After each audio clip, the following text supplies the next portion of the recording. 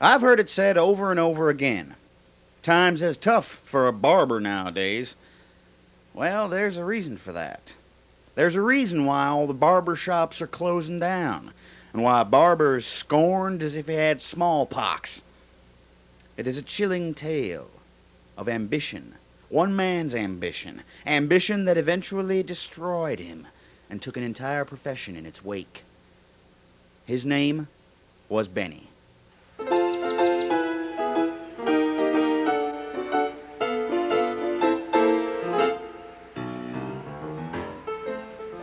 Now, Benny had just finished barber classes down at the local tech college.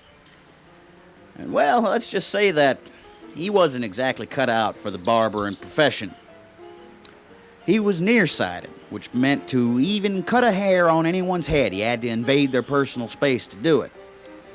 He had some trouble with balance, and he was afraid of sharp objects, a fear that is poison to anyone in the barbering profession.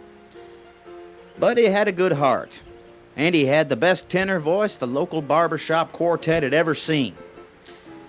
So, despite all these obstacles, he still had a dream of cutting all the heads in town.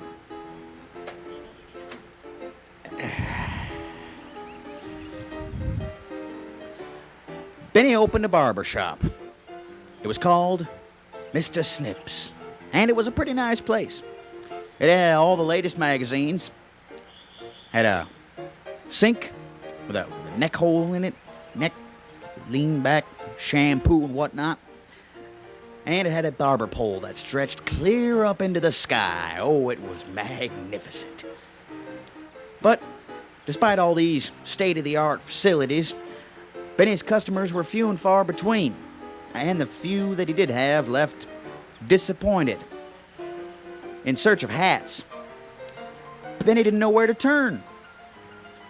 Why, I'd make a deal with the devil for some customers, he was heard to say at least twice a day. Well,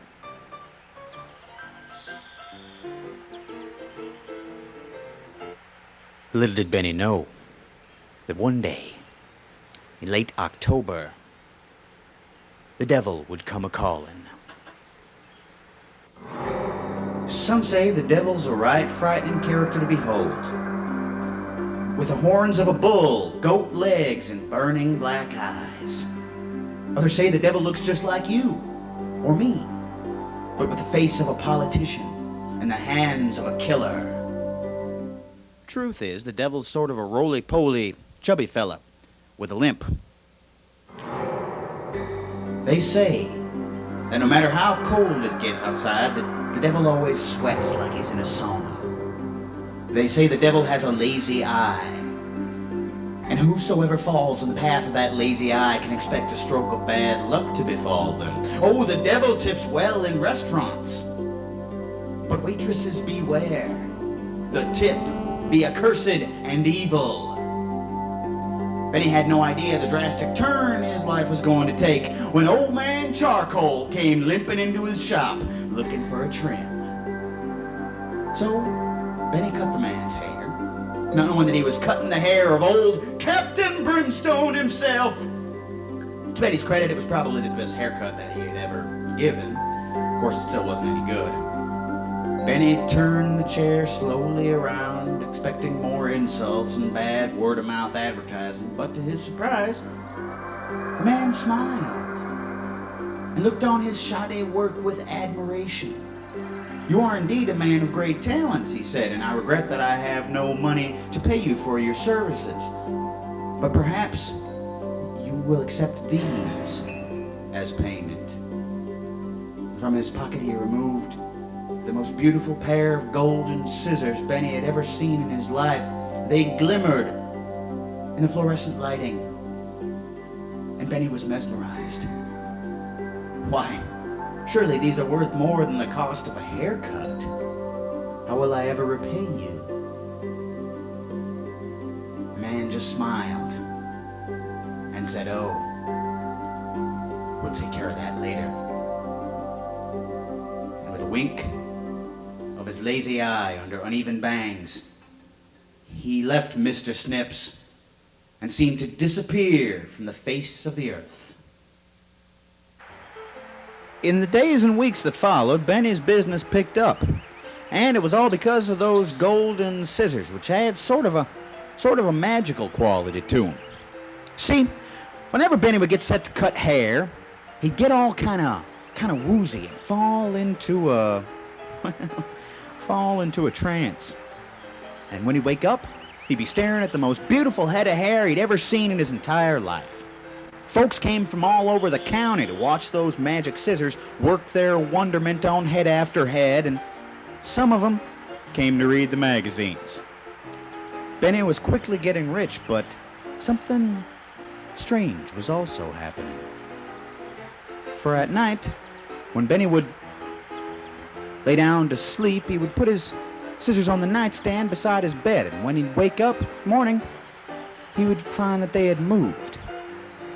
Sometimes they would move to the other side of the nightstand. Sometimes they would move to the other side of the room. One night, he woke up and found them on his pillow, right next to his throat. It was as if they were getting up and walking around the room as he slept. Benny didn't mind, though. His scissors were making him rich, and he had come to terms with the fact that they were enchanted. He didn't mind if they got up and took a stroll every once in a while. But one night Benny woke up and heard screams coming from down the hall. He looked inside the nightstand, and he saw that they were gone, and he knew. Oh, he knew what had happened. He flung the door open and ran down the hall, opening the other door. On the other end, he heard the screams of a woman saying, "Oh, my child, my baby boy." And he looked, and he saw what had happened. This little boy, who couldn't have been more than 9 years old, was bald as a melon. And there beside him were his golden scissors covered with human hair.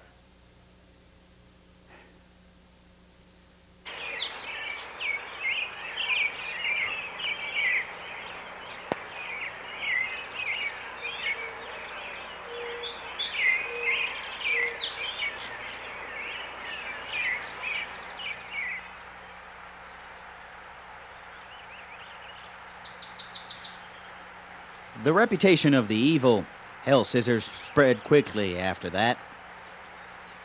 And things just weren't the same.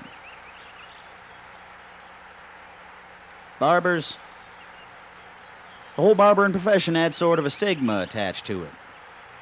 Barbers became hair care technicians, follicle specialists, hairdressers. Barber shops became family hair care salons. Barber became a thing of the past.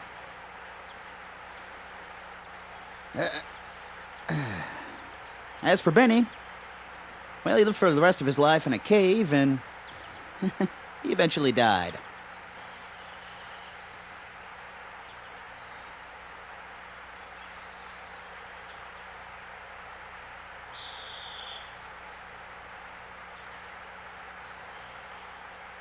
But some say,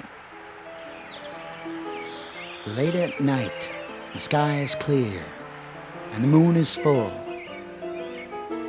You can still hear him, walking through the hills, with those golden scissors of his, snip, snip, snip. They say that late at night he visits people, young men in their late 20s and early 30s. And he say that he puts a curse on them. The curse of Benny the Barber.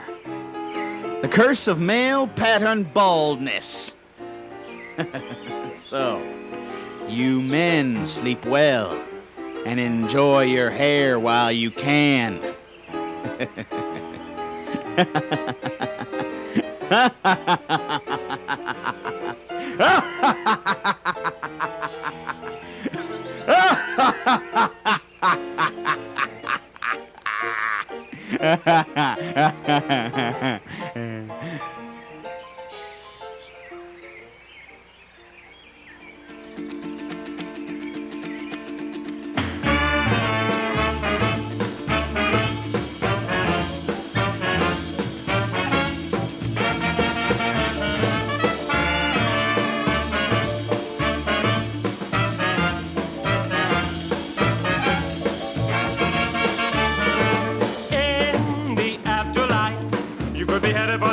strife.